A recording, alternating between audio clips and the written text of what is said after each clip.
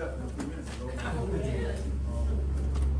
Let's get a short prayer. God, I want to thank you for this night. God, I want to thank you for all the many blessings, God, that you continue to bestow upon us. We just ask you, God, that you continue to watch over us, God, and direct our minds and our thoughts. And God, we just ask as we come together tonight, the decisions that are made and comments that are made be pleasing in your sight. We ask these things, God, in Jesus' name. Amen. Amen. I pledge allegiance To the flag of the United States of America and to the republic for which it stands, one nation, under God, indivisible, with liberty and justice for all.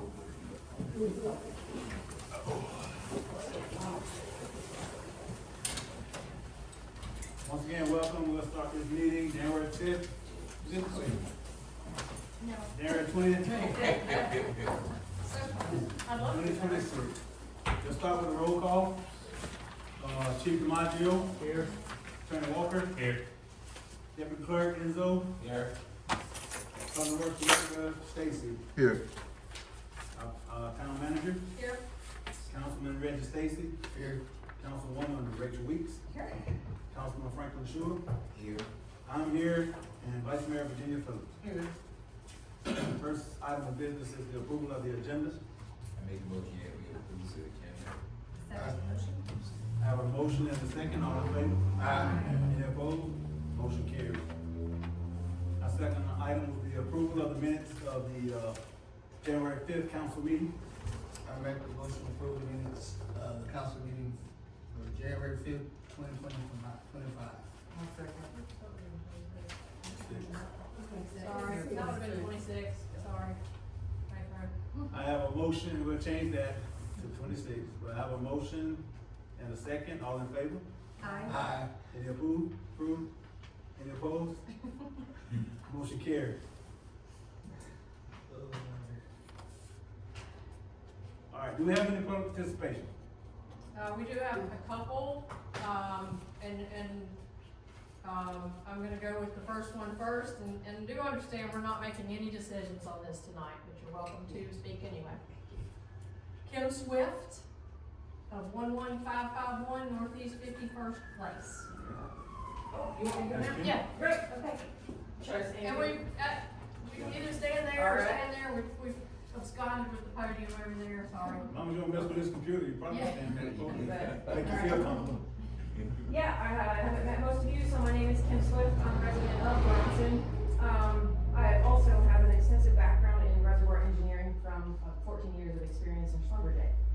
So I am not here to tell somebody what the right answer is for getting water at Cedar Key. It would be inhumane if someone had a surplus of water to say, nope, you can't have it. That's my position.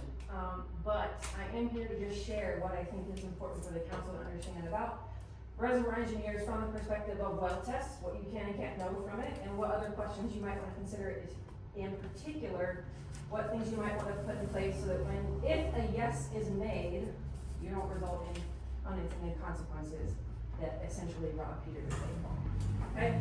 So without trying to go through all the science of it, I would say first, and maybe most importantly, if nothing else is done to make a decision on a yes or a no, that if a yes were made, it would be important to say, one, that observation wells can be left in place all the time. And those wells are generally meant to constantly or continuously observe the characters of a reservoir. A well test is meant to tell you the properties and the characteristics of a reservoir. How does liquid flow? Does it recharge appropriately? Now, they're an engineer's best guess with a lot of scientific software and measurements that help you make that best guess, but it is in the end still a best guess. So those estimations that are made should tell you, let's say, how much drawdown you would actually have before you would not get recharged. Those assumptions that are made are assuming that climate change or any impacts for how water gets there in the first place keep happening the way they are now, right? You can also run a lot of assumptions on what if it rains more, what if it rains less? What happens if I start to get saltwater encroachment on the reservoir? How will I know? When will I know, or how will I know if it's not recharging anymore before someone just suddenly loses water, and or you get sinkholes, and or all the land just starts to subside, okay? So I think those are important questions for us to consider, but more importantly, what do we do about it, right? So one, I said, like, a monitor or an observation well can always be left in place. It's generally better to have more than one, because your reservoir is not gonna act exactly the same everywhere. So asking for an entity to be in charge of that, I don't know how that's handled, right? I don't know what exactly the right answer is, but having more than one monitor well continuously over the life of whatever this activity may be is crucial, because then you will know whether you have less rain or more rain than whenever they ran their estimations, or whatever assumptions they made when they did that was correct and or reflective of what's happening over some long period of time, right? A few hours of a well test is not gonna tell you 50 years, 100 years necessarily what's happening at any given time. So I think it's important that you put in place something that says, if this observation well now tells me something different, we weren't expecting whatever it is, but it's maybe an unintended consequence or an outcome that we don't like or weren't intending or anticipating, what can we do about it? Do we have the power to say, hey, maybe next month, these folks just don't get sent as much water, right? And or maybe we need to make sure that we have, let's say, some restrictions on, I'm gonna just throw maybe a really negative idea out there, but who draws water from any of their wells at any given time? The reality is, wherever the water is coming, whoever is getting the water out, whether that's farmers or people pulling water to send to another city or any other way, it draws out of the reservoir. So the restriction has to be, or the understanding has to be, what do I put in place to say, when I know from my observation well that it's not actually recharging like we thought it would, what do I do about it? What can I put in place to say, maybe we need to put a pause on this for a little bit just to let it recharge, right? Whether that's we suddenly we've had a drought, or we've drawn a lot more water lately because one, maybe we had the drought and some people are irrigating a lot more, or for whatever reason, right? So I think that's an important consideration to make. And I guess lastly, I'll try to sum it up by saying, I do believe there's accessible resources that can help you all understand this a little bit better. I would push back on a result like this as a person who's not a reservoir engineer. I'm assuming nobody else in here is one, well, except for maybe you. I don't know, okay? If I'm the only one, I would say, let's say a layman, what the hell is this supposed to tell me? Like, does this actually tell me what is the meaning of the length of time that you tested this? What is the meaning of these numbers here? Why should these matter? What numbers do matter and why do they matter? So I think University of Florida's Geosciences Department would be a helpful resource, at the very least, to try to help digest this a little bit better, but also to point you in the direction of USGS has this, BLM has this, NOAA has this. If you put these three things together, you'll understand this a lot better and maybe make a more informed decision. That's it. Yes? I just wanna say thank you very much for taking your time out to come to the meeting. Sure. I greatly appreciate it. Yeah, thank you so much. Okay, I didn't know reservoir engineer was a thing. I do. But are you talking about like reservoirs above ground or a reservoir underground? Underground, liquid. Doesn't matter if it's oil and gas or water. If it's a liquid there, it's a reservoir. Okay. So either way, they work the same in that if you're monitoring pressure over time, you will start to see a pressure drop when liquid is getting low. When liquid gets low, it's either replaced by something else, like a different liquid, or nothing, in which case the rocks start to just collapse. So you get a sinkhole, or just generally a broad space of land just starts to sink. Yeah. Well, I ain't petitioning for this project or anything else, but I will say that when you say a common sense restrictions wouldn't be, you can't restrict how much water you send into another city if you've already decided the usage for that city. So you might tell people not to water their grass, but you can't say, well, we ain't gonna send them this much water this time. So that's something that's just. Yeah, I don't know what the answer is. I'm just saying, I think that there's information that you can get over time that might help you manage this in a way that everybody gets what they need, and you don't have to worry that suddenly you drop Peter to the wall. Yeah, hey, 100%, I appreciate you coming. Yeah, no problem. Thank you so much. Yeah, Thank you very much. Next is Miss Robbie Blake, 8250 Northeast 61st. Okay. Thank you. Yeah, Kim Swift. Kim Swift. What is your address? 11551 Northeast 51st Place, Bronson. Thank you. Okay, I've got some materials for And what was Miss Blake's address? 8250 Northeast, 61st Place, and, Thank you. sure. Thank you so much. Hopefully, there. That was all law problems. If this is something that y'all can pass amongst yourself, you just pass it on down. I spoke earlier today, so I'm not gonna, run over the same points with the council, but I just wanna say that scare tactics really bother me when they're saying, oh, you can't get any money to do what you need to do, and this is your only chance to get this money, and I just never like to be buffaloed into something, out of fear. And second of all, I think that, there could be a moratorium until more is known about, Kim, is my neighbor, and she just happens to be a hydro engineer. And so I'm so grateful that she was willing to come and share her expertise with us, But, ag wells in a drought, as you know, they put those rolling sprinkler things that keep going.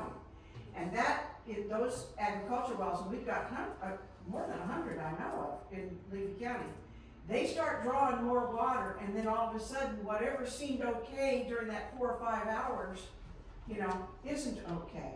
So, I just think that also there was talk today about, oh, you could add these many more customers, and you could have 700 customers, and you could, do development here, development there.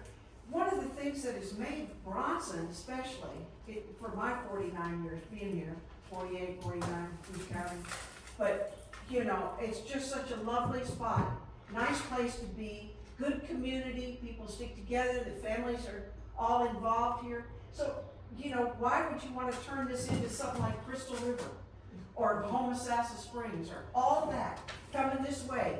What we have to do if we're doing right by our community is protect our water, protect our lands, because that's all we've got. And we've got each other. And so I'm just asking for you council members to not consider just the short term and maybe this is, if we don't get this, to also look at the long range. If this does cause sinkholes, and there's 3 or 4 sinkholes within 2 miles of that site, what happens if this thing suddenly develops a subsided sinkhole like what we see when we go into Gainesville on C.W. Gilbert's place over there? And he's got 2 more. So I just ask you to think about consequences that we haven't thought about as of yet, and the debt that it could cost. If we get a big hurricane and it does something to damage the pipe, I don't care what they say about the pipe's been there 50 years coming from Cedar Key out. Well, I remember during a few hurricanes that pipe went down, and as well as the bridge, number 4 bridge, and a bunch of other bridges couldn't go across them. So what we need is to carefully consider before we live. And they've already drilled this enormous 170-foot hole down there. And every time that it's like sticking a needle in your body, it's a chance for infection, it's a chance for things to go wrong. So I just want you to think about all the thousands of people that live around Bronson. We can't vote because we're not in the city limits. I'm a quarter mile from the city limits, never been able to vote. But yet, I was able to see in the future that we could use a park. And thank God we still have one. Every day I see people up there walking the track. So I see a vision where we can get that plant we need. We can get that sewage treatment plant. We can get it. We just got to put our thinking caps on, get our grant writing stuff together, and we can do it. And there's help at the University of Florida. There's help in our neighbors. We just got to reach out and get it. So I'm just hoping and praying that, and I don't mean anything against Cedar Key. I said earlier, I used to own property down there, and that's that's some of the richest people, and I'm sorry to say, they have the wealthiest lands down there, the properties. And up here, we're practically, we're struggling. And so why is it all on us to have to fix what's wrong down there when they just got this big pack of money? And by the way, they're doing away with FEMA, so our emergency funds better be stacking up because they warned us from Alachua County that they're doing away with FEMA. So that's all. Thank you, Ms. Blake. Thank you, Ms. Blake. Any more public participation? Nope. That's it? All right, next is additional items. I'll let you read that if you want to. Okay, so we've got a Rural Health Access Workforce Enhancement Program meeting, that's January 23rd. I'm gonna attend that by Zoom, and I will send the Zoom link to everyone if you wanna attend that. That's the one that Paul Phillips came and talked to us about. I believe Pastor Coker's on that committee as well. Are you going to the meeting? Okay. So that's Thursday. Bread of the Mighty Food Bank will resume its regular schedule and will be in the James H. Cobb Park on January 23rd. Our health fair is coming up Saturday. Community health fair, and I'm telling you, every time I talk to Dr. Kizzy McCray-Shepherd, there's another bus. So now we're up to 5 buses, 5 healthcare related buses. An Alzheimer's bus, educational bus is the newest addition. So we're gonna make it all fit. We're gonna make it all work. And I've got some volunteers, some to work, help us in the kitchen with some coffee and stuff. And then I've got some folks that are gonna help us with golf carts, bring, people, cause they're gonna have to park on down and across the street. And so we're gonna have some golf carts to transport people back up here if they can't quite walk or whatever. I'll reach out over to Save a Lot, the owner of Save a Lot, Yeah. and see if it's an opportunity there to park. Okay. Got a golf cart across Okay. the street. All right, yes, sir? I spoke to Ms. Kizzy, Mm-hmm. Miss Julie at the diner, she's gonna help out with, food as well. Okay, good, all right. Like with Davises and stuff like that. Okay, yeah, she was gonna have some snacks, and so we're gonna borrow some tables from the church. Yeah, I don't think they know that. And chairs. We're gonna go get those Friday, but I think we're gonna set up at least 12 tables for vendors, plus the 5 buses, so be getting the word out. I'm gonna try to do some videos and, try to get the word out. Got some signage and that kind of stuff, so it's gonna be a really big thing, education-wise for people. And everything is free or low cost. The information is free. The mammograms are free. You need to make an appointment. There is somebody selling some low-cost labs, but the information that he'll give about that is free. So, all the education parts of it are free, so we hope people will turn out and take advantage of that. The Democrat Committee will be meeting here on January 25th at 2 p.m. That had been decided earlier. Chili cook-off, don't forget about that, January 31st, at the Levy County Historical Society. That's gonna be, down there behind their building on Picnic Street. The Bronson Youth Sports Equipment Swap and Park Cleanup Day, February 7th, from 10 a.m. to 2 p.m. And in your packets, you've got an updated letter from Ms. Lamb about their meeting yesterday. I won't read the whole thing, but they are asking for a few things maybe for the cleanup day. So I'm gonna talk to, Public Works Director Stacy just about some of those items and see what we can do. If we do need to vote on something, we actually will have a meeting, before this cleanup day, and I can present it then.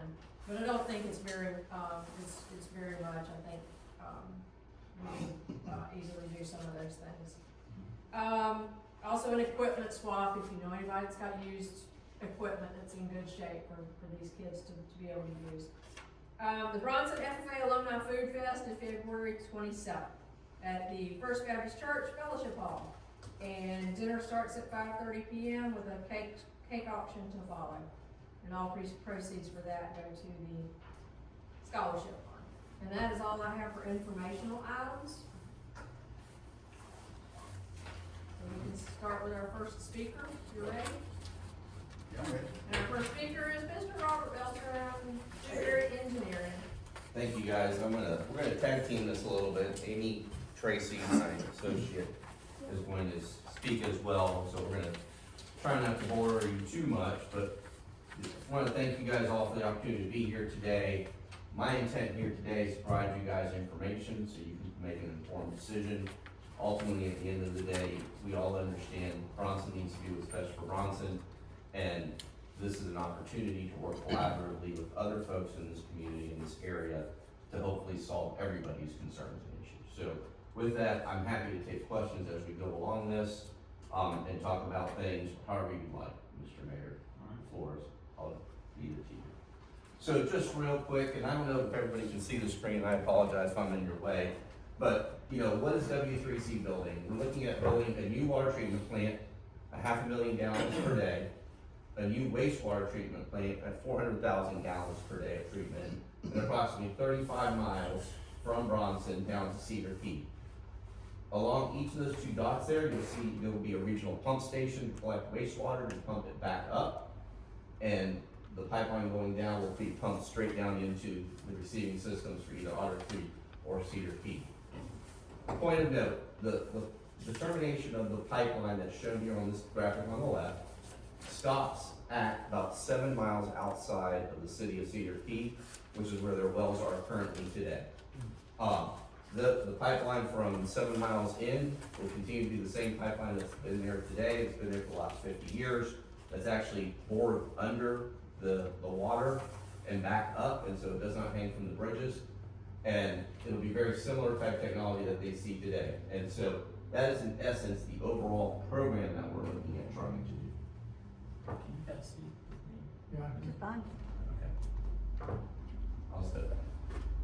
So there's been a lot of questions about, well, what are you guys building inside the town of Bronson? That orange outline box on your right-hand side shows your guys' utility area, service area, along with the outline there on the top. And so, at the end of the day, this is a regional wholesale system. We only sell water or wastewater services to the 3 members that comprise W3C, which is Bronson, Cedar Peak, and Cedar Creek, and Otter Creek and Cedar Peak, excuse me. Been a long day. Yeah. And so what you'll see here is that on the right-hand side, you'll see a blue transmission line coming out of the blue dot there, which is where the well that was drilled that we talked about earlier. We'll talk a little bit more about that later. Goes straight down 24, eventually to Otter Creek. You can see the little branch to the right there that goes off to your elevated storage tank where your water plant is today. The thought here is W3C will provide you guys additional flow and water to your existing water system. So we're not demolishing your water system, we're not touching your water system. We will have a meter there, we will provide additional water to your water tower the way you have it today. And so that water will run with your water and be available to your residents in your system. You guys maintain all your residential customers. We are only looking at contracting with the town of Bronson as a member of the W3C. Again, W3C, Bronson, same people, same organization that's being represented here. So that's the water system. That pink parcel on the top that you can see there on the top there, that's outlined in pink, and you can see it outlined in red on the left, shows what we would consider to be the water plant parcel. We understand you guys own that entire parcel, but we've separated it for funding perspective between water and wastewater. And so that would be the portion of land we'd be looking at acquiring if the W3C were to own and operate and build this facility. Today that is being used for some agricultural purposes that are out there today. I believe it's being built. Similarly, the wastewater system, again, is going to be co-located or located where your existing wastewater plant is today.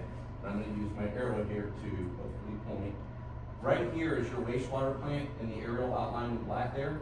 You can see we're kind of building our new plant around your existing plant. And the idea here is that that would not require you guys to build any infrastructure to connect. W3C will take on the responsibility of demolishing your existing plant when the new one's up and operational, creating a pump station and building that into, it goes right into the new facility. So no cost to Bronson for this part of the facility on the wastewater side. The parcel of land that's associated with the wastewater plant is the southern part of that same land that we've been talking about. And so we'd be looking at acquiring that from town of Bronson as we move forward. And so that's important. Again, the only pipeline that we have coming in and out of the town is following the same water pipeline. So this will be a force main coming in from Otter Creek up to the wastewater plant in its location up here, which is outlined right in this area here. So again, the idea here is that we would be acquiring this piece of property from you guys for about 1.7 million, and then the water plant property for about 700,000 because of the size of acreage. Any questions there? All right, what are we building? At the end of the day, we're looking to build an advanced wastewater treatment facility. What does that really mean? That means that unlike the facility today, we are going to be also treating for nitrogen and phosphorus. Why is that important? Because you guys are currently in a basic management action plan, and you guys have made some commitments as to what you'll be doing as a town. Regardless whether W3C builds anything, the town of Bronson has made some commitments through the BMAC process to build a new wastewater plant at this location. It's been documented, that could potentially change depending on funding, but that is the best we know. Again, this is a 5-stage park and flow process. The capacity is 400,000 gallons on an average annual daily basis. And then we'd be looking at building that lift stations and that green line I showed you earlier. Again, the whole idea here is that we're providing you guys high quality treated wastewater for recharge back to the aquifer. In addition to that, we'll be putting in, just for everybody to be clear, this area here represents rapid infiltration basins that would put the water on the surface, similar to what you do today, and let it percolate back into the ground. The idea here is that you're recharging the aquifer back into the system with this high quality water that you're treating. I got a question. Did I hear you say that the town has made an agreement with FEMA to build a new wastewater? We're gonna plant? get into the BMAP right now, yes ma'am. Okay, so when was that?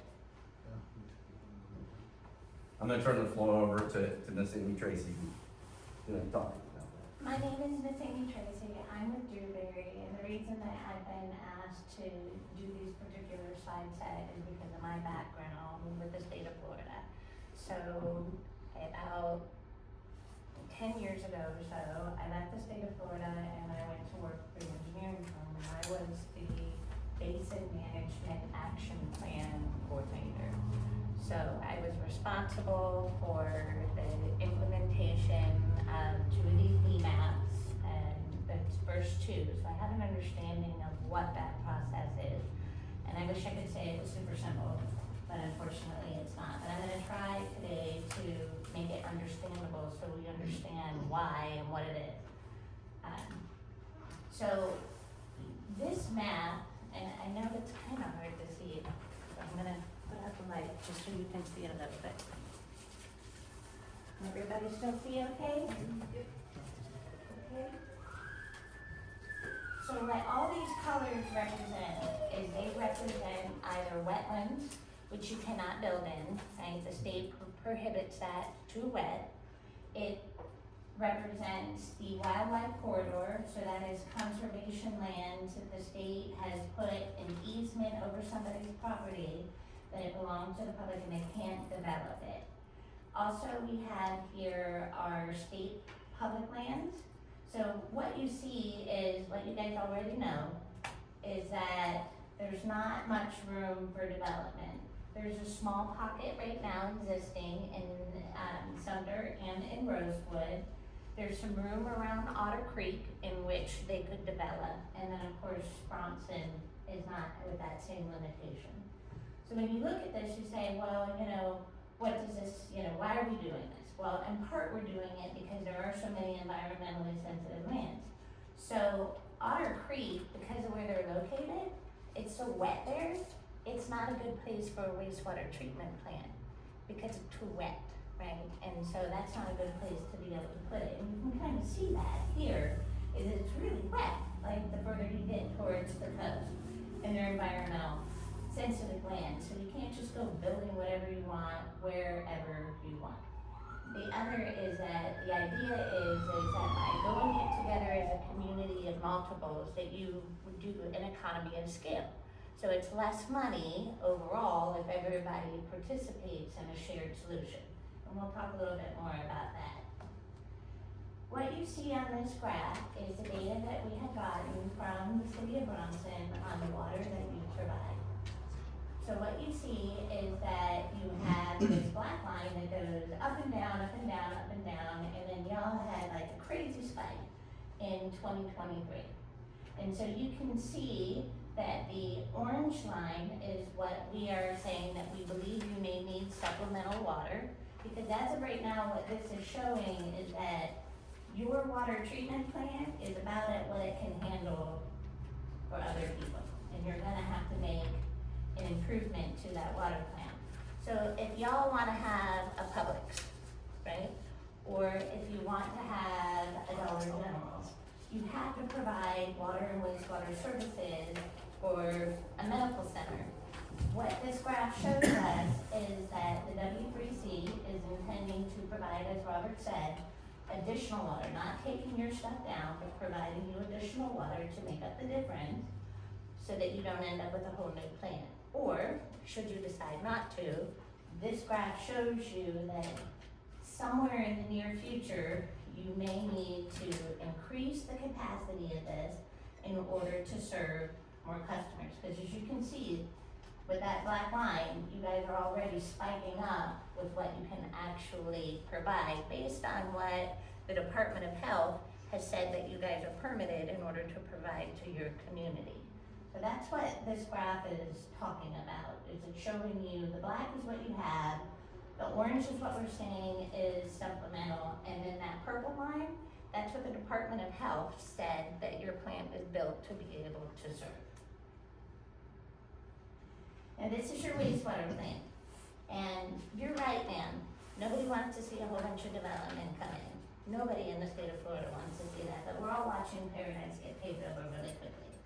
You have a facility now that is not serving all of your customers because you don't have enough force mains going into the places to be able to collect that and send it over. So you have a facility that you built to serve the Friends, but not the Friends now are not being served by it. So regardless of what W3C does or what the town of Bronson does, in order for you to become more efficient at the plant that you have now, there's a need to bring more customers on by expanding the lines that you already have. What this is saying, what we see right here, is that, again, that black line is what you guys are currently doing. The state of Florida, the Department of Environmental Protection, that's this green line, says that for everybody, for every facility in the state of Florida, says, hey, once you get to 75% of what that plant is able to do, you have to start looking at making more room in the plant. And the reason why is because you start getting to this tipping capacity that once you go past that 75, it takes a little while to make the upgrades that you have to, so you don't have sewage overflows, so that you make sure that you treat your wastewater effluent to what it needs to be. So the green line is the DEP line that says, once you get here, you have to increase how much water, how much wastewater your plant can take. So as of right now, when you look at this slide, that little red dot will allow for the connection of 270 homes, which I believe right now, residential customers, the intention is to extend a main line and bring another 270 customers on. So that gets you just underneath that 75%. You can probably take on a Publix. You can probably take on maybe a doctor's office. You can do just a little bit more, but again, you're getting really flooded. So right now what we propose, and again, this is part of what these meetings are for, is to have an understanding of what it is that you really need versus what we're planning for. So we said that based on that orange line, we can give you this.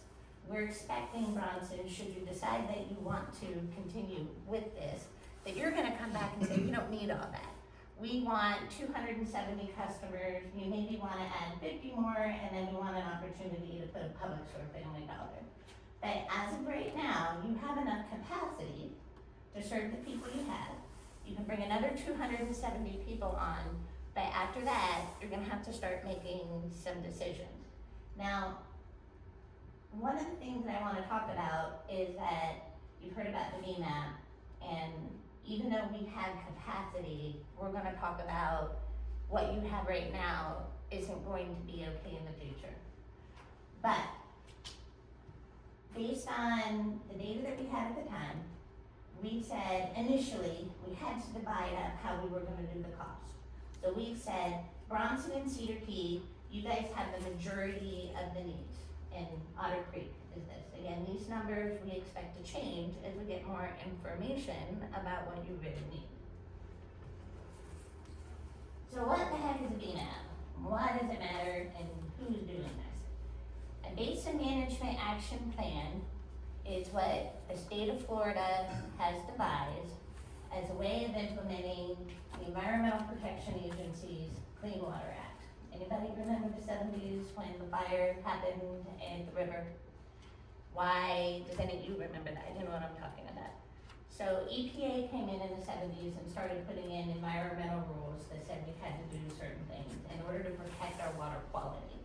And as a process of that Clean Water Act, what the federal government said to the states is, hey state, it's your responsibility to look at the river, the bays, the springs, and assess whether or not those waters are healthy or they're not healthy. If the state finds out, and they're supposed to do this every year, every 5 years the state is supposed to go through and take a look and say, is it healthy, is it not healthy? Can you drink it, can you swim in it, can you fish in it? If those three things, or one of those three things, is not being met, it's not healthy. So the state then says, federal government, it's not healthy. The federal government then says, well, the next step is state, you are responsible for figuring out how to make it swimmable, fishable, and recreatable again. And that's called a total maximum daily load. Okay, you guys keeping up with me on this one? I know it's complicated. So the state said for Rainbow Springs, it looked at the spring shed and said, in the spring shed, it can only take, and I'm just gonna throw out a number here, okay? Right now, it's taking 100,000 pounds of nitrogen, and it's sick. So we have to reduce 40,000 pounds of nitrogen in order to make it healthy.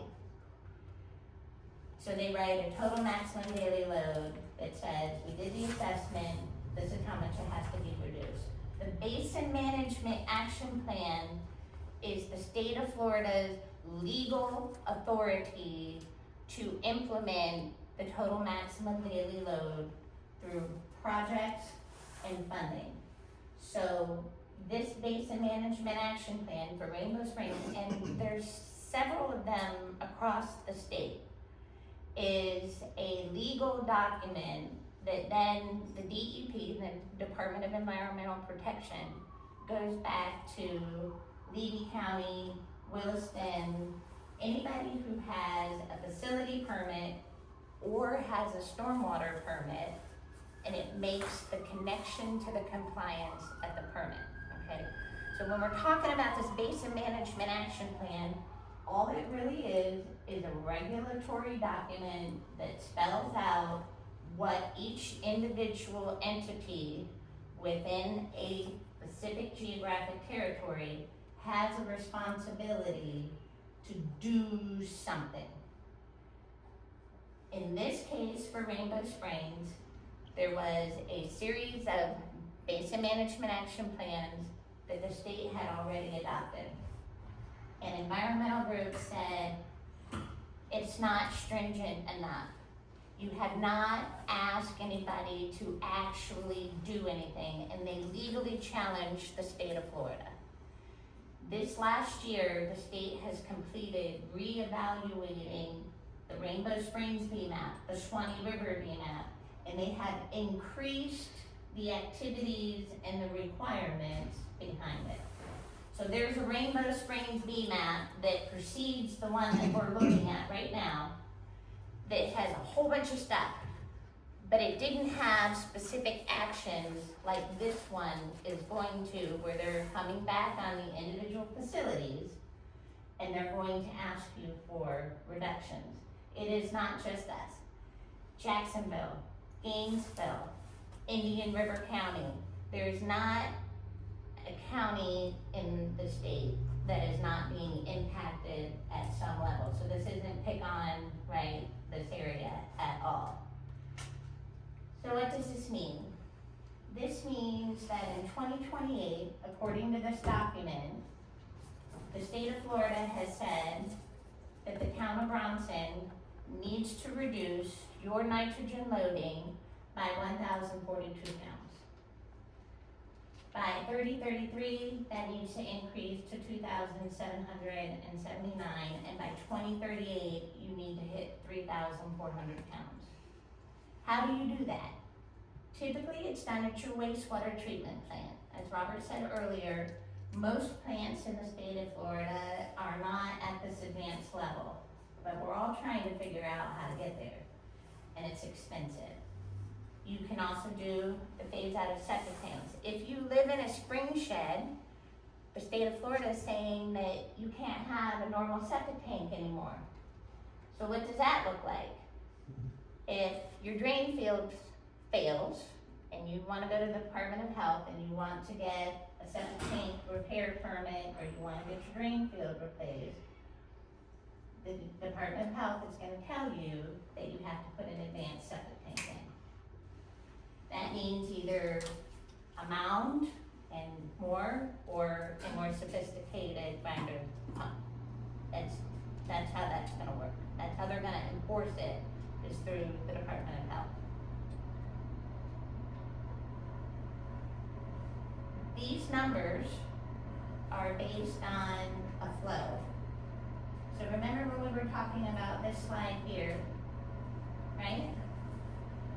Even if you don't add any other customers, you don't do anything, we don't need the capacity, the plant will still need to have improvements done to take the nitrogen from here to here. So regardless of what happens, the town, based on what the state of Florida is saying, W3C, no W3C, these are the numbers that you are obligated to right now. Well, remember, every house you bring on brings more towns, right? So that number fluctuates. Is there any questions about this? I'm not sure I Are you answered talking your about question. 2020? No, you didn't answer my question. Okay, so I want to answer your question. Will you tell me again, please? The question was, he said that the town had made a contract, signed a contract with FEMA to enlarge their plant, and I was like, since when? What was the date? And I would like to see the contract. I don't think it was FEMA. I think maybe. Well, that's what he said. I'm just going by what he said, I don't know. Yeah, just to be clear, the commitment is being made through the BMAP process that Amy is talking about. And she's gonna show you in a minute a slide that outlines the different projects that the town of Bronson had submitted to the Department of Environmental Protection, not FEMA, of what they're going to do to try to meet these goals that she's explaining to you. Does that make sense? So it wasn't That answer your FEMA. question? Not really, not from what you said earlier. He said Yeah. BMAP. I do think, I could understand how you thought it was FEMA. He said BMAP, so. I said BMAP and, Then he said FEMA. And He said is he it signed a contract 2028 with when FEMA. this goes into effect? Ma'am, as of right now, we're waiting for this BMAP to get signed by the Secretary. Okay, so it hasn't been signed off on yet. No. So the current one, which is in place, the Rainbow now, has not been replaced with these yet, no. Right, so 2028 is the target. 2028 is the milestone that they have, the Department of Environmental Protection has set, assuming they're going to adopt it this Okay. year. All right. So you'll have 2 years, they've given you a 2-year window, assuming they're gonna do it now, and then 2028 is that first 1,000 pounds that has to be taken Well, care we of. knew all of that, but when he said that, it just threw me for a loop. Oh, That yeah. the town had signed. It's a contract whole with wrong FEMA. agency. I Yeah, had the I wrong got one, it. yeah. I'm feeling like maybe it was a projection in a discussion with DEP and the town of Bronson, something, some type of projections for 20 and 28 to have this done, not necessarily an agreement to have it done. Maybe a projection that this is where this may be in 2028. I'm assuming that, I don't know. Well, That makes sense. my question too is, I've scanned this document and the legislature changed it only 2 years ago, so in 2023. I guess I'm wondering, A, if there's anything coming through the legislature this year that would also change this document, because that would have to push back when it was gonna be implemented. If they're still working on it, if the legislature's still changing it, and statutes are still changing, it can't be implemented. It So, can be implemented based on what the framework is for the reductions that they have required. So for example, in 2007, the Lower St. John's main stem was the first basin management action plan that had ever been adopted. And it had specific allocations for the upper, the lower, and the middle portion. The lower portion has been making reductions, but the upper portion has not gotten to a thing. They didn't have any specific requirements. They're in the process of updating that now. At that time, the Department of Health had no teeth, shall we say, in order to make the septic tanks go away. It didn't stop them from implementing the plan, they just didn't have any teeth to enforce it. This new change that they updated in this year, so man, their point is they can make more rules and they'll just open it up and change it, but what they have can be enforced and implemented now. It may change again, absolutely right, I mean, whatever the legislature is going to do, but the document as it is right now is what I would expect, and it's online and you can see it, to be implemented. Now, we've asked DEP to please come and speak yourself, you guys can hear it from the agency. I'm just a mouthpiece sharing the information that I know. Amanda has a lot of good questions about the map that she sees versus the fact that the map doesn't match up with your wastewater treatment facility. But I will tell you that the Springs area, I have seen a priority focus area, and then I have seen outside of the priority focus area. And the best guess I can say is you're within proximity, would be my guess. This is what the projects are. I do not know how these projects got in there. I don't know who committed them, the city or the town, to it. But this is what's listed in the regulatory document as of right now. You guys had already went ahead and done your connection of 19 previously septic tanks, so you got the credit for that septic tank for the efforts that you've already been put down. They are counting the next 270 homes to be connected. That's on their cost sheet. They've estimated that that's gonna be how you guys are gonna begin to get to that 2028 milestone for $18 million. They have stated that you need to increase the treatment at that wastewater treatment plant, and that's about $12 million. You put in, I think a couple of years ago, the town put in for a grant for that $12.4 million, but I know you weren't awarded for it. And then there's a vulnerability assessment. I'd like to take a minute to explain what in the world a vulnerability assessment is.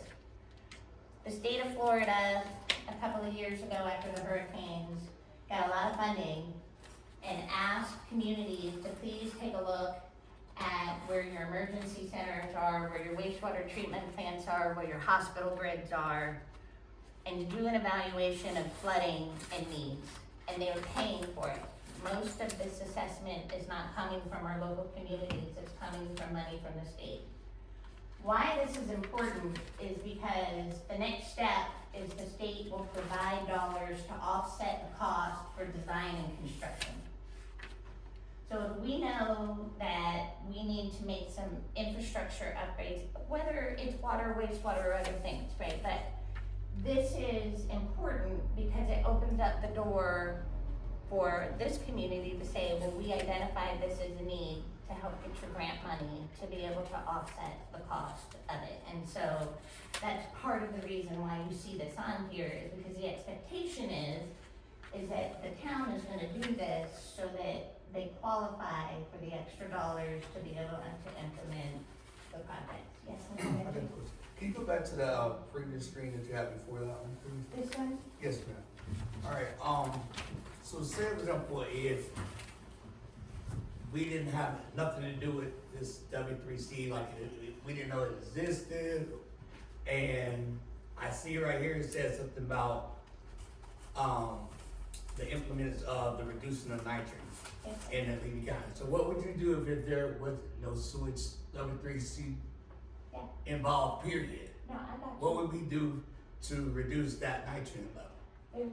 So in the past, when I put my DEP hat on, when I went down to communities and they ran me out on the railroad and tarred and feathered me, right, what I would say is, number one, it's an unfunded mandate, but what we would say is, you get there in the way that it makes sense to you.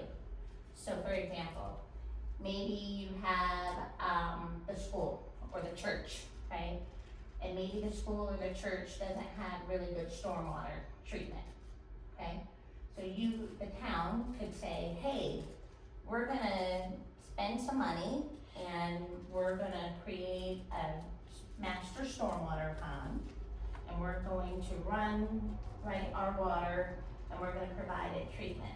And then the engineers will get their little calculators out and say, okay, based on this amount of water, you can get this improvement from this system, and you would have, right, credit towards putting it here.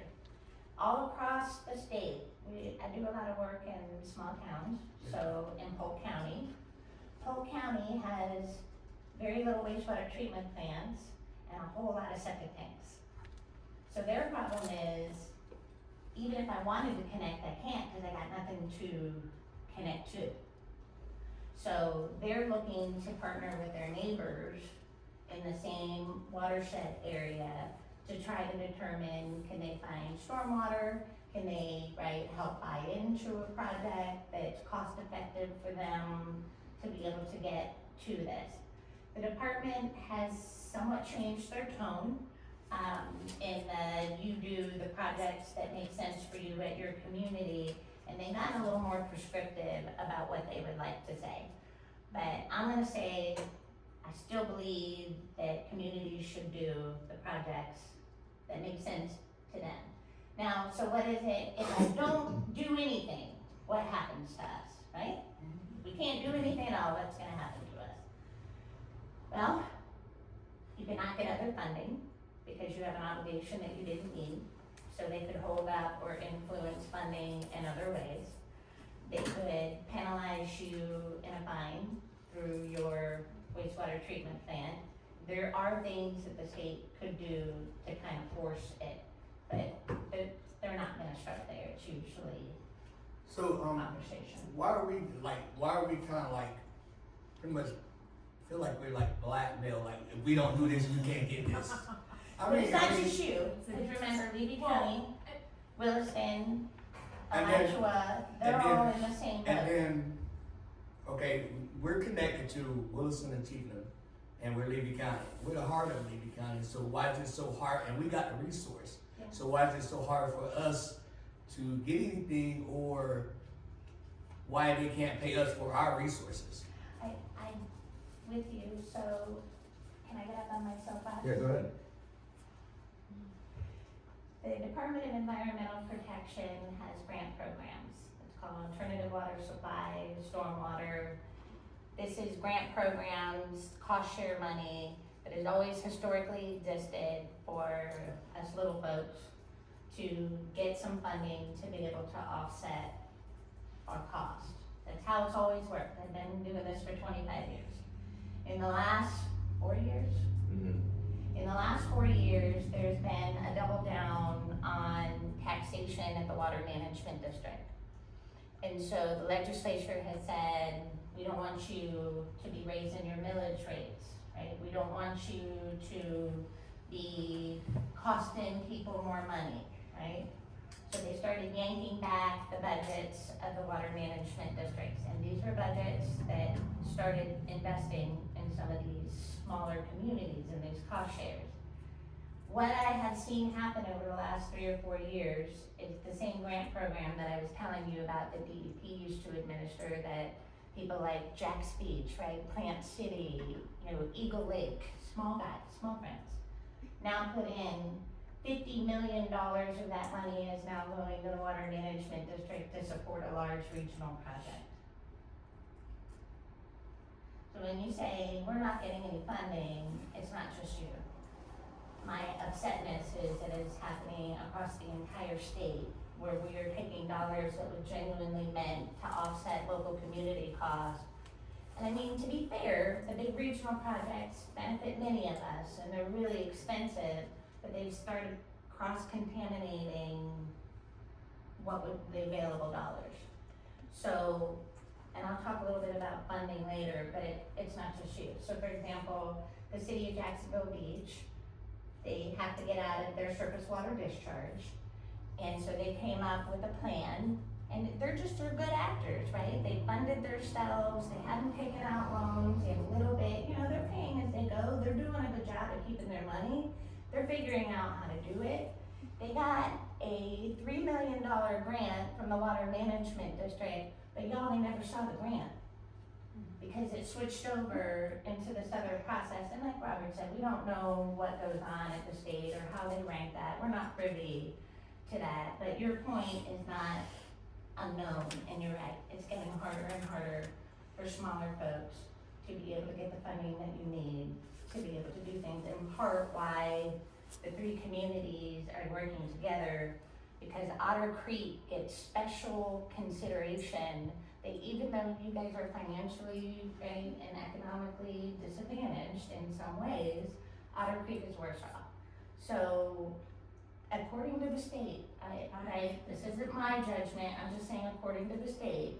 So therefore, when we talk later about getting the water system for W3C 100% funded, it's largely because one of your partners qualifies for the loan forgiveness to be able to get it. And that's what I'm seeing. That's where I'm seeing that smaller entities are getting together because of the cost, and they're figuring out who's got the best shot, and that's how they're starting to get some of those dollars. Did I help answer your questions, or I did a little? If you'll go one more slide past this, I will just tell the council real quick, that third one, that $12 million, that is our current engineer's, plan for us to meet all of those BMAP requirements. So that is the cost that they have figured out, and if we were to have that, funded, then we would be able to expand our current facility and meet all the standards we need. I just wanted to explain what that, But I do that one wanna is. add, that's not at the 200,000 mark, 200,000 gallons. That price is for a little bit less. That's the BMAP commitment that was 0.15. So it's 150,000 gallons. So it's not the 200,000, right? So that's only 150,000 gallons at 12.4 million. The 200,000 gallons, I think, is a little more than that. Yeah. Yes, sir. The question was asked a while ago, what's gonna happen if you don't do this BMAP stuff? I venture to say, sit back and watch, cause these milestones, has the vulnerability assessment been done yet? Yes. Cause it's past due. if Yeah, it's not. that's been done. Alright, We haven't heard back what the state, the water treatment Said. facility upgrade's supposed to be done this year, and within 3 years, or 2 more years, there's supposed to be 270 more septic tanks online. So my question would be to the city of Bronson, that's outside, or the town of Bronson, that's outside of W3C's deal. Is there anything in the chamber to get that done? those are not required, that's just a list of our engineers, plans, should we get that funding. Well, I thought this was a BMAP requirement. No, that is not, it's what our engineers are working on towards the BMAP, but it is not, that's That's a table from. It is, I know that, because it is what our engineers have put in there that shows we're working towards meeting the BMAP. Yes. But it's not, I mean, if we get that funding, if we get some of that funding, then we'll be working towards, septic tank phase out 3. But I just asked the legislature for that money. So it's not gonna happen. And we can tell them, hey, squeeze blood from a turnip, buddy. Cause if you're not gonna give us the money to do this, where are we getting this from? Yeah. Nobody in the state of Florida gets to say that the unfunded mandate, it's true for everybody, and it only goes so far before they start stepping in. I know, I'm just the messenger, it is not always the best job. I just What want the to say, state is gonna do, I don't know, and that's why they More gotta than come talk to you about it. I just wanna say real quick, and maybe I'm just don't have common sense, I don't know. But you just made a statement about, Otter Creek and their situation with their water. They would fit state requirements for them to get help when it comes to water, their water situation. City Key just got $11 million last week for hardening of the wastewater treatment and Are you talking about? so this where my struggle is. If these two cities so fit the things that the state wants to get help to, knowing that expanding this sewer system here and getting this water from here is gonna be the thing that allows those things to occur, why haven't I heard a thing yet about wastewater treatment in the town of Bronson? That's why I'm confused about the whole thing. I ain't heard nothing yet about, they've given pennies when it comes to what they funded for the water side to wastewater. So I think, look at it like, okay, if Otter Creek is in this such shape, and City Key is in such shape that they was able to get $11 million because of the situation that they had with the hurricanes and this and that other. Why ain't you heard more about wastewater treatment in town of Bronson to make this project actually go on? Instead of saying to us, jump in and we'll get the money. The money should be already, I should have heard something from somebody with the BA. Help is on the way. I'm just No, saying. I got you, but did you put in an application for the funding? I haven't put in the application for the funding, but this is the thing though, but I think this cooperative is not local news. The state of Florida knows that these three cities are together to form a cooperative to do this. You see what I'm saying? I don't know, try Googling it, and I do see what you're saying, but if you guys didn't put an application in and they did, and that's how they got the dollars from the hurricane funding. And we wouldn't have got the dollars from the hurricane fund because we couldn't put an application in, because we wasn't affected by the So if you hurricane. don't put in, you can't get it. We wasn't affected by the hurricane. I'm not saying anything negative about the fact that they did get that funding. What I'm saying is the state gave them that funding because they saw there was a need there. They're saying the same thing about the water in the city of Otter Creek. Yeah. So if the state can see that far, they can see round down the road here, 11 miles to the town of Bronson, and say, in order for this project to succeed, then we need to make sure they know that the wastewater treatment facilities in the town of Bronson are gonna be taken care of also. But it's been $0 placed there until we put a signature on a piece of paper. That don't make sense to me. I mean, I'm not against the project. I'm smart enough to know that we eventually gonna have to grow. I do know that. But I also know that what's not making sense to me is the distribution of the dollars when it comes to trying to make this entire project move forward. That's all. 100%. You know what I'm saying? That's all. Absolutely. And see, that's my reason for saying that, it puts us to the place to feel like, we're forced to do something in order to get money. Yeah. And right here, it clearly says City Key Water and Sewer District, they got $11 million for Governor, DeSantis, $7.34 million went to construct harden the portable water system, $4.1 million went to harden the wastewater treatment facility. Then it said Lee County Board of County Commissioners, $1.1 million to eliminate a major safety hazard, restore essential recreational and tourist assets, and increase relevancy for vulnerable coastal location, and $358,000 for fire emergency response and control project in hazard-prone regions. All that came up close to the 11 million coming from the government. So that was a special disaster funding source, so that wasn't our ordinarily state revenues, and a lot of the dollars that we got to fund the water side of this house was also one-time disaster fund. So that wasn't the normal grant cycle, it wasn't the normal state dollars, it wasn't the normal Fed pass-through. That's money from FEMA. That's what that is. That's money from FEMA. I had a question. I got a question. If there are only, I think 82 permanent residents in Otter Creek, 82, under 100. 99. And there are only 771 in Cedar Key, which figures out about $164,000 per person. And yet Bronson, we're the poorest community. And I think maybe we need to make more applications for more funding, try to do this a different way. So we're not strong-armed into something that may be detrimental over the long term, you know, in terms of sinkholes or everything else that could happen, maintenance fees and whatnot. And I think that this is gonna be a challenge, but I'm willing to help, and I know there's a lot of people in the community. I used to write grants. Hell, I'll come up here and help you. I'll do anything I can to help you get that money.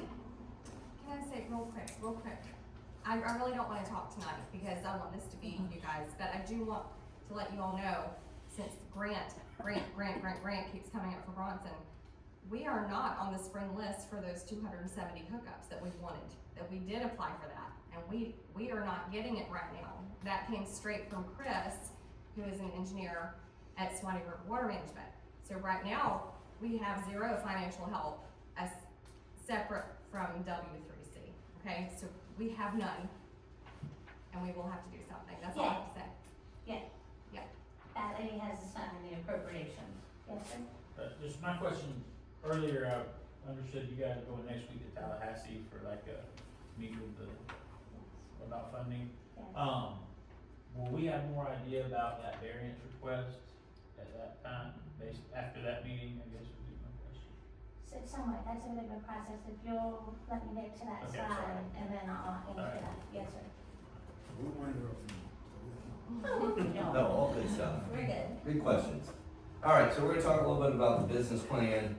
Let's get a little bit into the finances that the W3C has been planning in order to try to help offset some of these costs. First and foremost, there's a number of assumptions that go into each of the business plans. And first and foremost, because of the hurricane impacts that we saw in Cedar Key and Otter Creek, the state has stepped up and said, we are gonna pay 100% of your water system. And that includes that extra capacity, because you know, as Amy showed you, that the plant is near its existing capacity. So that's giving you guys that additional capacity at 100% paid for by the state. So that's one of the major assumptions in this. On the wastewater side, there's a rule by the SRF that says we will only give you 80% loan forgiveness. So again, on the wastewater side, what we're shooting for is working with the state to only have to pay 20% of the cost. And that's the numbers we've been talking about.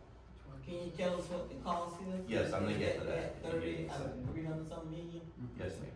It's- It's yes. the cost. The other thing that SRF does for you is it gives you very favorable terms. It gives you a 10-year design loan and a 30-year construction loan. The interest rate for that is around 1% or even less, depending on your economic situation. It also will allow you to give funds in advance. A lot of the SRF programs throughout the state require you to spend money, then ask for reimbursement. In this case, the state has stepped up and said, because of your economics, of the geographics, of the area of the W3C, everybody together, we are willing to give you advance payments so you don't have to borrow money to go get money back. And that was something that saves money overall, because you're not borrowing money up front. And then finally, the most important thing is that SRF loan payments, similar to some of the stuff you've seen in the other places, they don't begin until after everything is completed. 6 months after the design is complete and the construction is complete, that is when your payments begin. And so when you look at a schedule here, we're looking at about 5 years to get to this point. So no payments are coming, there's no money up front put in by the members, it's all paid in advance by the state. And after everything's been built and you're collecting revenue, that is when you start having to make the payments on your loans. So I just wanna make sure everyone understands. We're gonna get there. So give me a second. Alright, so some of the other Get the fast parts. lane, brother. Some of the other parts, I mentioned that we are a wholesale provider to the town of Bronson, right? And so in this case, we are like another utility, right? We're providing water, wastewater services. You guys pay for these services today. You're paying somebody to manage your wastewater plant for you. Somebody has to do permitting, compliance. Somebody has to go out there and fix things when they break. So when we are in the full cost of this system, these are the kinds of things that we're covering: the administration expenses, the operating expenses, the principal and interest on any debt service that we may have, we don't get grants. The allowance of capital maintenance, so we have to maintain the system, right? And any kind of debt service coverage requirements. If anybody who's running a municipality here understands, you can't just collect the exact amount you have to have. The state will require you to have some additional cushion in there to make sure you can make your payments. This is the cost that everybody's been asking about. And the reason we break this down into the 60, 100, and full operation, including all these expenses I just outlined, is because each member of the W3C, according to the implementation agreement, has an opportunity to stay in the project or get out of the project at these different phases. So if it's at 60%, you have an opportunity to say, well, you know what, we got better information, we don't wanna be in this anymore. At 100%, you have the same thing. And then once you're in past 100%, you're fully operating, you're kind of committed. So that's the ultimate cost. So back to the whole thing again. So on the left side is your water, on the right side is your wastewater. You will see that under loans, there is 0, 0, 0. No cost at all for the building of the water system. 100% paid for by the state because of the hurricane appropriation. On the wastewater side, we weren't as fortunate. So you can see at 60%, offsetting 80% through loan forgiveness. If you get to the 60% design phase, there's $1 million that will be owed by W3C in total. At 100%, if you decide to keep going and you get out at 100%, then W3C owes $1.3 million back to the state. If you guys went to full operation, then W3C would owe $17 million back to the state through the SRF program at less than 1% over a 30-year period. Okay, so what does that mean? So this is the loan amounts, back to your question that you were asking. Okay, you say WC3. W3C. Not the city of Bronson, not the city of We're Water. getting there. Just remember, W3C is Bronson, is, That's the thing. right, So- go ahead. What part of it, Bronson would owe that 51% you was talking about? I'm getting there, yes ma'am. 51% of 17 million? Correct. You're That's looking right. at, Yep. 9, 8.5 million. okay, I'm gonna show you a slide in 3 more seconds, you just hold on. okay. Yes ma'am, yes sir. Can them zeros on that left side, can Bronson get its own standalone water facility if it applied for that by itself? So that, again, funding came because of the hurricane impacts.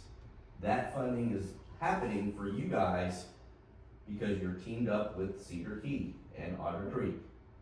So that funding appropriation was FEMA funding that came through the state. State now has given it to W3C. In that case, you would not have been eligible because the mayor said you didn't have impacts from the hurricane. But I will say this is the question he asked me, and I hope I'm going in the same direction. If Bronson was to stand alone and say go for some expansion of their water system and get that means we have no obligation to get water from W3C. Yes, but you Because still we have. a system that's big enough to expand or whatever, so. Right, so just keep in mind, you still have all these costs as a No, I utility. understand. So you say Bronson like it's different than W3C, it's No, the no, same no, I entity, understand. No, I understand. all in the same. My question was, if Bronson were to abandon W3C, can they get their own 100% funded water facility? Not from this, no. So, And you probably would not be able to get one for water, period. so I think that's the big question, because if we are part of the W3C, then we're gonna get this grant funding. But if we by ourselves, our own entity, we're not gonna get any funding, because the state gonna look and say, y'all had an opportunity through the WC3. Yeah, I That's can basically speak to what how we're the being state told, looks right? at grant funding. I will say, based on what Amy said in the water management districts getting that funding, that there is a priority to give funding to regional entities over individual communities. And that's not a scare tactic. It's not a scare, it's just what's out there today.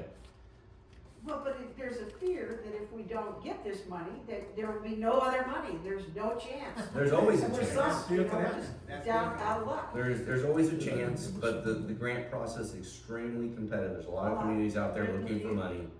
And so by binding together, by taking advantage of the hurricane issues, we've been able to be successful today. Doesn't mean you won't be successful in the future, it just means we are successful today. There's also the chance the state will just come back next year and say, well, we were just kidding, letting y'all make a decision, you're gonna do this. Yeah. It's happened up in West Florida. The legislature has the right to do anything they want when they pass laws, I can't control that. So back to the question about the 17 million. Again, and back to Amy's graph that she was talking about. We have allocated percentages based on what we think you need. 200,000 for wastewater, 255,000 for water. As we pursue forward, right, there's small debt, relatively speaking, to the bigger program at 60% design. We're at $1 million, right, total. When we get to 60%, these percentages could all change. You guys can go to 35%, but it'll be based upon how much water or wastewater service you want relative to the other members. And the implementation agreement right now, because CDP didn't want to figure this out through the design process, is kind of set like this for the design, but before we go to the construction, before we spend the real big dollars, we have to figure this out together as a community. And so it'll really be up to you guys to decide, if you proceed with this, how much flow you really want or not want. We've shown you the graphs, we've shown you what you've done. It is up to you what you want to do for your community. Cost per Bronson was asked earlier. So again, this is your part of the cost. So if you get out at 60%, 510,000. If you get out at 100%, 663,000. If you go all the way in, 8.6 million, I believe, around the same math you were using earlier. Again, this is a 10-year loan. This is kind of cost per connections. This really depends upon how you set up your rates, what other grants we might get along the way. You know, we are not stopping asking for grants. We mentioned earlier, we're going to Tallahassee to ask for more money. We're continuing to move forward with this process to try to get as much money to offset this as much as possible. Ballpark figure. What, you said it's over 10 years, what would the payment be for Bronson per year? 67,000. We 67. get out at 60%, we'll go 67,000. That's at 60%, but I'm saying if they go through the whole. 732,000. 732,000. And where are we gonna get that from? We For can't 10 even years. make us, barely maybe 75,000 we owe USDA. I agree. It would have to come from the utility. It would have to come from utilities, it can come from connection fees, it can come from, there's lots of different ways to do rates. Right now, W3C is looking at acquiring parcels of land from Bronson. If you just went forward with the water side and you sold that piece of land to W3C at $700,000 and you got out at 60%, you would still be net positive on cash. Right? If you got out at 100%, you're still net positive on cash. Oh, yes. Right? This number here is going to change. I guarantee it. Right? The construction estimates we have today have a 30% contingency built into it. They're assuming that we're getting 80% loan forgiveness. We are hoping to get more than that. And so this is going to change and evolve. The question you guys have to think about, the only commitment you're making as you move forward, and we'll talk about some other considerations, is do you want to go to that next step and try to learn more to see what might be available out there if you want to go with W3C? Is it guaranteed that you're gonna get the 80% that's already, That's been they approved. already signed? Yeah, and we're gonna talk about that. I had a question about that last slide. Yes, sir. Down at the bottom in the fine print, it says, assuming 700 connections, we're at 51% responsibility. And then on slide 41 or page 41, you got assuming 1,017 connections for Cedar Key, at a 45.4%. Mm-hmm. How, do they use less water and sewer in Cedar Key? Right, so it goes back to these percentages, Understood. right? So you can see the Cedar Key on water has 45.40%. That's the allotment of cost we've given them because we're giving them 227,000 gallons of capacity. So that's the 45%. That's the amount of water that we've estimated they might need. This is going to change as we go into the next phase of this project, if we go forward. But what I'm saying is, I understand that this is assumed, but if we're assuming that Bronson's got 700 connections, Cedar Key's got 1,000, that's a 30% deficit. Why are we at 51% responsibility? Because you guys are using more water per connection. Yeah, but it's saying that Cedar Keys actually has more hookups. More hookups, but less water. Okay. So, Right, so so what there's you're been saying- there's been studies on that Cedar Key uses less water, That's, takes quicker baths, that's or based what? on, They don't they, take you know, probably the truth is they don't have as much irrigable area as you Their do. bathtubs ain't as big, don't take as much Yeah, water. so just so everybody understands, Hang on a second. Go ahead. I have to tell you about the 1,017 connections, okay? So, I have the pleasure of helping Cedar Key with FEMA. The worst thing I have ever done in my whole mother life is the worst agency I've ever had to work with in my whole life. It is the most ridiculous thing I've ever seen. FEMA said, hey y'all, if you are going to replace the water meters that you had, that it was under 9 feet of water, you have to give us the lat long of every single connection that you have. So this means that their billing system had to be 100% accurate. They have homes where you may have 2 meters at the same house. So that 1,000 connections is a GIS exercise that I did for FEMA because they could not give me an output of their billing data. So that 1,017 connections is what we have committed to based on the information that we don't have. So it may not be 1,017, it may be 622, but I had to answer the FEMA question, but I had to do so in a way that was justifiable. So I made the assumption on what I could see with their billing and where their individual peoples are, that some homes had more than 1 meter. So it is my fault, if that number ain't right, then I'm letting you know it may not be. Well, I mean, and I don't understand, I understand what you're saying with that, but just, we're talking 30% different. Even if it was 50-50 Bronson and Cedar Key, you're saying that everybody in Cedar Key uses 30% less water than everybody in Bronson. I think what she's saying is there aren't actually that many hookups. well, there might be 2 There might be meters 2 for meters one for the property. same house, but it's counted as 2 hookups. Right. So they're basically dead in essence. There's no way to know like how many gallons they use a month. Yeah, ain't no way to know that. Nobody knows. None of those numbers mean, none of those numbers mean absolutely, those It's- numbers. Yeah, so, yeah, I wouldn't get caught too much into them. Again, this is going to change as we proceed going forward. Some of that is privilege, Right. right? Like, I don't wanna know what Judy's using. So we've already covered this slide. I'm happy to talk more about it, but any other questions? What, another question. Yes, sir. Why we, this one another question. Why is like we getting like, instead of getting all the information, we're getting like piece. And that kinda like distracts people, like, you know what I'm saying, not knowing what's going on. Instead of giving all the information. I hear you. I've given you everything I know, so I'm not sure what I'm not giving you or what we can give you better, but this is everything we have based on all the work that's been done in the last couple of years. I'm So- happy to sit down and answer any other questions you may have.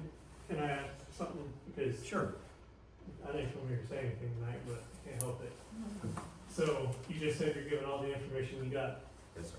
So that B map that you showed was for the river, the Rainbow River B map. Well, if I'm not mistaken, Cedar Key, Bronson's in a unique area. Bronson falls in 2 water districts and 2 different B map districts. So if you're gonna give all the information, you gotta give all the information. See, you're just talking about the Rainbow River one, you're not talking about the other half of the other B map district and the other water districts that Bronson falls in. This is the Bronson's one- unique, Bronson's split in half. Yep. It's 50-50. Agree. So we're talking about the reduction for the Rainbow, but we're bringing an increase from another water district to filter back out to a different watershed that they're not part of. So, I'm just saying, like, if we're gonna get all information, make it true, because Bronson, Lady County is unique. We fall into two different areas, because the most part of Bronson falls in the Rainbow in the southwest water district. Cedar Key, Otter Creek, they're Swanee River. The funding and everything's coming from Swanee River. The funding's coming mainly from the state. Yeah, but administered through the district. help of Swanee River Water District. Correct. Yeah. Mhm. So, see, we're forgetting the main half of Bronson that's in the different district. So, just saying, if we're So saying we- we're gonna, So we should go to Swiftmud? most of Bronson's in Swift Mud. Swiftmud ought to be putting money in. Yeah. So I'm just saying, I mean, a lot of people don't know, but Bronson is literally split in half with their B maps and their districts. Because the other thing with B maps is, we all know that temporarily last year, they got put on hold, so the requirements for having to upgrade your drain fields and everything, that was put on hold. It's still just the 1 acre or less. That's the only requirement. And technically, it's not a requirement if you change your drain field. That was put on hold because it didn't get support through legislation last session. So, I mean, there's a little bit more to it with the information. So, just missing some parts. Yeah, we are providing you guys all the information we have. I don't have anything I agree with you 100%. Town of Bronson split between 2 water management districts. There is a memorandum of understanding between the 2 districts on how to handle Bronson, and they do coordinate and work with each other universally. They do not. I can tell you that right now. Well, that area I can tell you what they do. And I can tell you that because I used to be the executive director of Swiftmud. Used to. Yes. Used Maybe to. today they don't, Okay. but I do know a lot of folks over there, so. Well, good. I need some contact information. That'd be great. I'd be happy to help. because Swift Mud don't help nothing over this way. I agree with you. Swiftmud, for the most part, has said Swanee River, we want to let you guys handle most of this. There is a memorandum of understanding between the districts. Okay, I'm gonna move on. That's okay.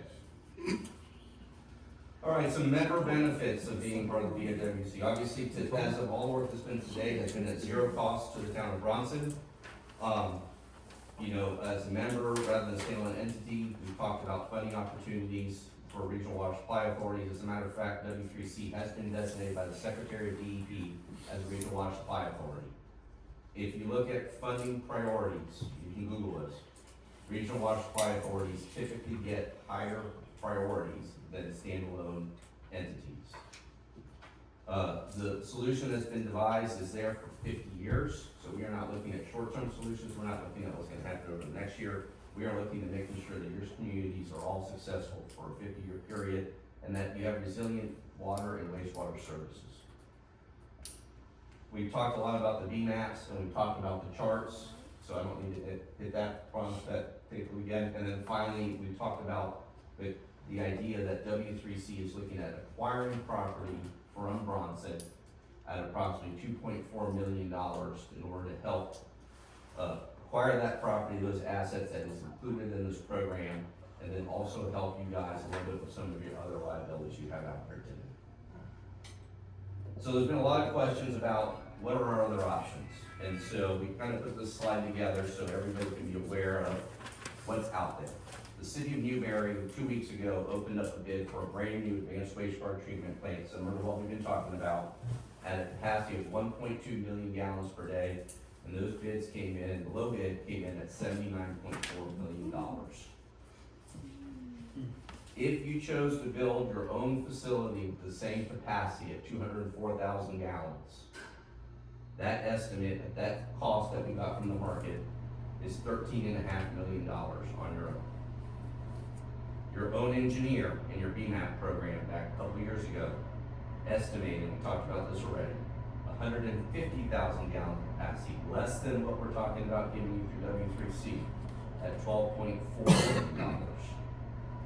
The capacity that's being offered to the town of Bronson under the current numbers as a range, although very expensive, is coming in at $8.6 million for 200,000 gallons of capacity.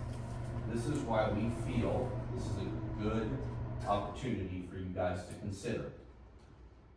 If you wanna tell the state to pound sand, you're not gonna do it. That's another opportunity for you guys to do, but if you're looking for the most cost-effective option that's been reviewed based on what we have and what we know to the best of our abilities, to us, this feels like a very good option for you. Again, this is based on 80%. We're working on trying to get more than where we are today. And those numbers are going to change as we move forward, from 60 and 100% design. We're gonna talk about funding, and I'm gonna let Amy talk a little bit, because I feel like I talk a lot, so I'm gonna let her come up and explain some funding to you. I feel like this is taking really long. You guys are very patient. So you guys may not know that I'm not an engineer. I'm actually a geographer. Straight up. And I got into this business because I grew up in South Florida on the edge of the Everglades, and I watched the Everglades die, just choked to death. And I decided that I wanted to do something to be here to save Florida. Somewhere along the line, I figured out that if we were gonna do good things, we were gonna have to go get money. So this geographer became a money person. So over the course of my 25 years, I have had the pleasure of helping small communities get excess of $15 million in funding, and there's no money here, right? So I have some experience at this. Many moons ago, Polk County decided they wanted to do something similar, and it came to our attention that the Congress had put together a loan program for large projects, and it had to be at least a $20 million project in order to qualify for this loan. Y'all, this geographer figured out how to write a letter of interest, not thinking we were ever gonna get it, and we did. We got invited to apply. So this is why I'm talking about the money today, it's because I have some history of understanding funding. I've never in my life seen any of this kind of volume money ever awarded, ever. I think it's really important that you guys understand that. I'm not saying that you can't under other things, I just want you to understand I've never seen this. And as Robert said, in part, it's largely due to the hurricane funding, so they had funding that was available. Then the governor came with a second round of funding that we just saw, and he was giving that out, and that was also hurricane funding. So that's rare. The other is the principal forgiveness. Very rarely do I ever actually see anybody that gets that.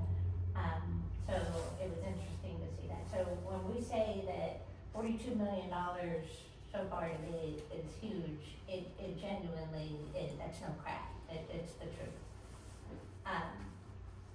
This shows you all the different funding sources. As Robert said, the water side of the house is now completely paid for. There's no obligation to anybody to do that. The wastewater is not. It has the loan forgiveness with a total of $1 million. $35 million of this was towards the water, and only $4,900 was towards the wastewater, which leaves us with a balance. This tells you all of the individual funded, where we are for the water program, and then you can see it does not look the same for the wastewater.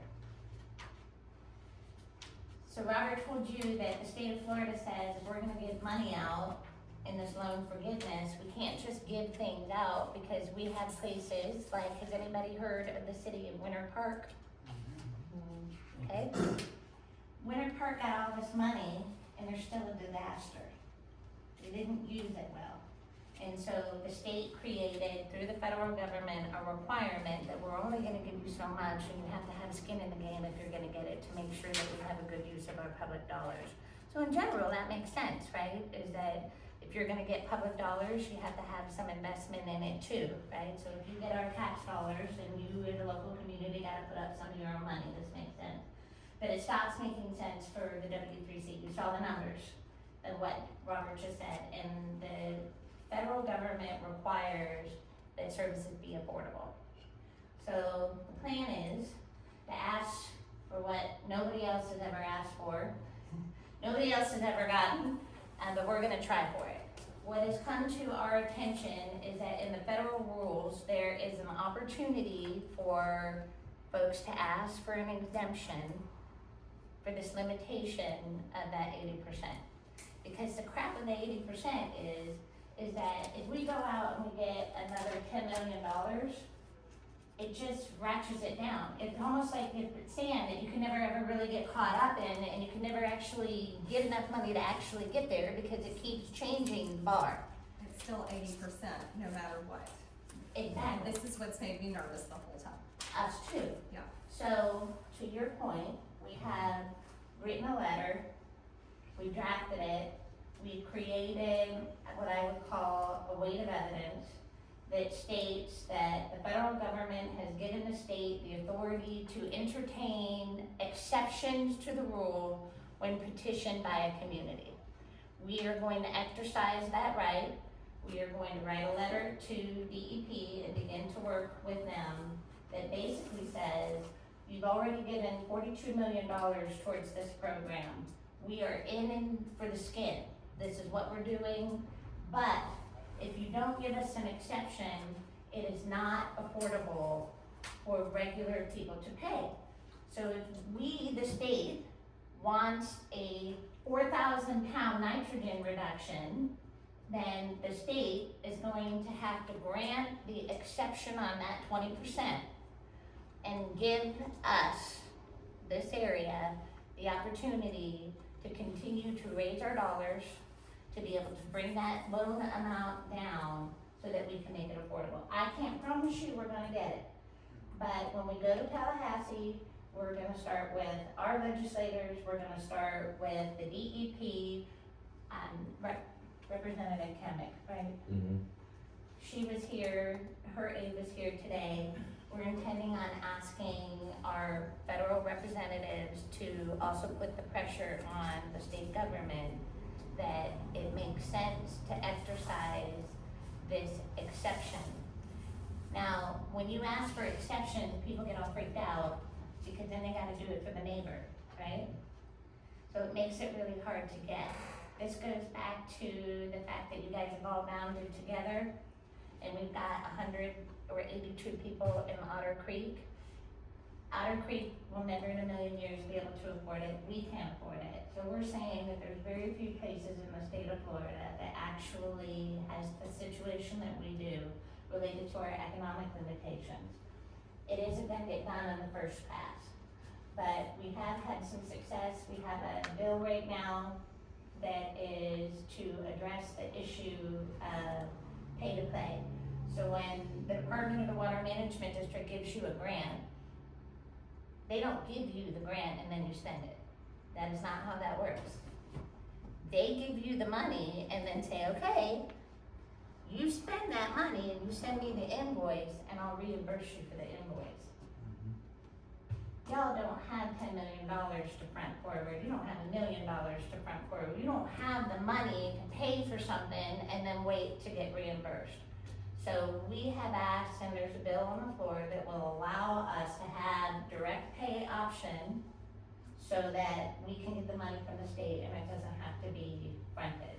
And I think we tried it last year and the bill did not go through last year, but it does have. So can I guarantee we're gonna get it? No. Will we get it straight out of the gate? Probably not. Will it take you, and you calling your representatives and getting engaged and saying, yeah, like, we need to have this? Yes, it's going to. So, nobody's ever really done it successfully, but hell, nobody's ever got $42 million either, so, there's that. Just make sure we get City King on the creek, make them phone calls, cause it seems like they gonna get the favor, so. Make sure they making them phone calls. That's right. For real, I'm being real, I'm just being totally real. I know they gonna look out for them because of this hurricane and all this other stuff that happened to tow things up, but, and I said that in the beginning of this project, the city kids involved in this project is gonna get funded. And that's the way I feel. I mean, I feel that way just because. You know who I think is the most underutilized resource that I haven't heard anybody say, and I don't understand why not? It's Commissioner Wilton Simpson. He's a farmer. If he knows what this is, it's him. So wouldn't he be a great advocate for you guys, to the governor's office and the cabinet, as a farmer from, right, an area that understands rural government?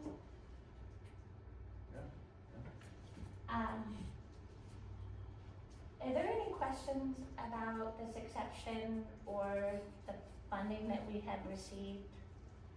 I have a question, just, Okay. I mean, we're probably not at that point yet, but I think everybody's got a question about, because Bronson's gonna keep its, internal utility system. So there's gonna be a bill that goes out to residents just like it does now. Do we know are we close to knowing how much the wholesale water bill for Bronson will be, water and sewer bill will be for Bronson every month, it's X number of thousands of dollars? Because I'm assuming you're just gonna bill Bronson one lump sum every month, right, for W3C? So I don't think that the implementation agreement tells that, but usually the way that it works is at the beginning, everybody says Bronson, Cedar Key, they would say, hey, I want this much water. And then there's a true up process, right? And did you use that much water? And then it comes time to pay the bill. So you pay for what you use, but depending how you contractually obligate this, Cedar Key may take more than they originally said they wanted. So they would end up having to pay more. So you pay for what you use, but everybody says, hey, we're gonna use this much. And then it's a true up process at the end of maybe Otter Creek used more or you guys use more. What the cost is gonna be administratively, we told you all the construction and all the engineering for the water has completed. Those administrative costs, I don't know what they are right now, but I would imagine they would be relatively minimal overall. You didn't pay for the construction, but you still have chlorine, right? You still have to put chlorine and you still have to, so that cost, and we have some estimates for what we think that might be. Go ahead. Well, so you don't know yet. I can't know that, but I can give you an estimate based on either what you guys already pay for those kinds of services or what we see, right, paid in other places. Well, I don't think Bronson residents want $100 bill coming in because they're paying the Bronson bill and the wholesale water and sewer bill, you know? So I don't think it works that way. They just merge them all into one? or- How, that was the beauty of you guys keeping your own and decide how you were gonna do that, but you're keeping your own water plan, so you would continue to pay the bills that you already have. If they take more water, whatever the cost of that water may be for administrative types, I imagine it would be somewhat minimal. Yes, the town would have to decide, is that something that they wanna do, like just a surcharge that's like $1 a month, depending on, I mean, the town's gotta make the decision on how that would look like. The wastewater, because it's not 100% funded right now, is the bill. That's the substantial bill. And we've already said, as of right now, the way it is not affordable for the average family based on what we have right now. But again, you guys may not need all that capacity, we may change some things, and we're hoping to get more funding.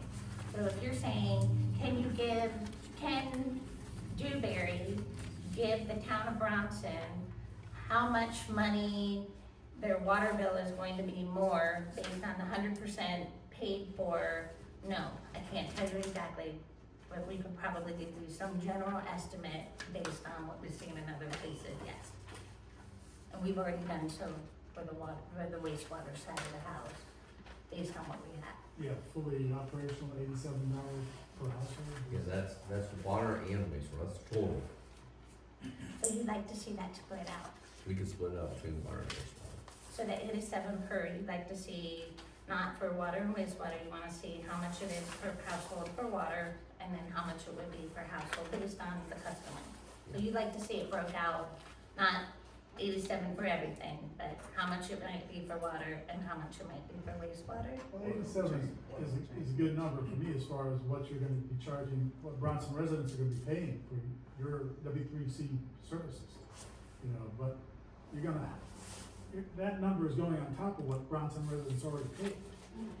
That's exactly right. Yeah. It is, To and that's some why extent, because you gotta remember, some expenses that Bronson has today it's gonna come are off. gonna come off. because of W3C. The So the 80 operational expenses for. The $87 is gonna hit before the first gallon of water gets drawn.